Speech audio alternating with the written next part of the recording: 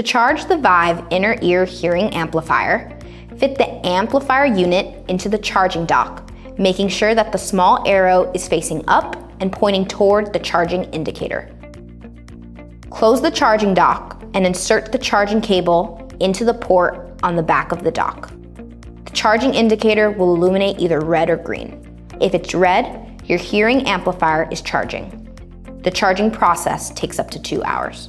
If the charging indicator stayed green when you close the top of the charging dock, then the hearing amplifier is not properly positioned in the dock and is not charging. Open the window again and adjust the position of the amplifier, making sure that the small arrow is facing up and pointing toward the charging indicator and that the charging contacts are touching the prongs in the dock. Close the top again and check the indicator to make sure that it is red.